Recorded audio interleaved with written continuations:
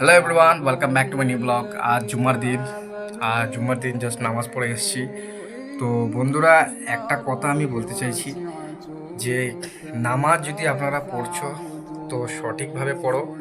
এখন যে 5G 6G স্পিডে নামাজ হয়, সেই নামাজগুলো থেকে না আপনারা বিরত থাকুন। আপনারা কাকে কাকে আপনারা মানে ব্যস্ততা দেখাচ্ছেন? আপনি যখন নামাজে দাঁড়াচ্ছেন, আপনাকে একটা কথা ভাবতে হবে যে আমি স্বয়ং আল্লাহর সামনে দাঁড়াচ্ছি। আর এটাই মানতে হবে আপনাকে। তবে আপনি নামাজে দাঁড়ান। কারণ নামাজ যখন আপনি পড়বেন তখন স্বয়ং আল্লাহর সামনে আপনি দাঁড়িয়ে থাকেন। আর ব্যস্ততার সঙ্গে, অনেক তাড়াহুড়োর সঙ্গে নামাজ পড়বেন না। নামাজকে ধীরে ধীরে শান্তিভাবে পড়ুন। তাতে আল্লাহ মহান রব্বুল আলমিন খুশি হবে। তো আশা করি প্রিয় বন্ধুরা আমার কথাগুলো বুঝতে পেরেছো।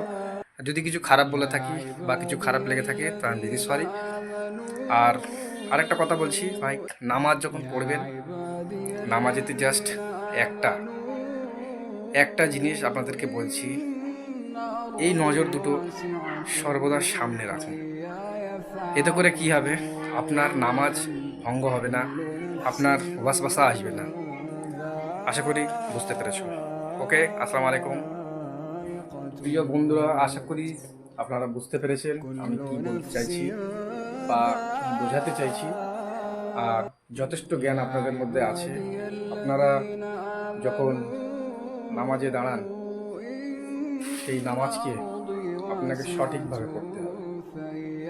সঠিকভাবে আপনি নামাজে না পড়ছেন সূরা, না পড়ছেন সূরা ফাতিহা, আর না পড়ছে কোনো রকমের, যেমন সেজদায় গেলে সুবহান রব্বিয়াল আলা, সুবহান রব্বিয়াল আলা, মানে তিনবার পড়তে হয়।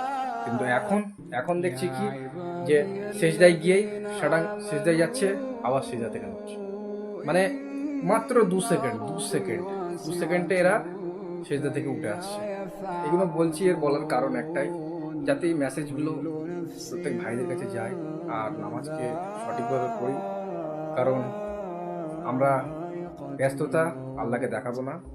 আশা করি বুঝতে পেরেছো।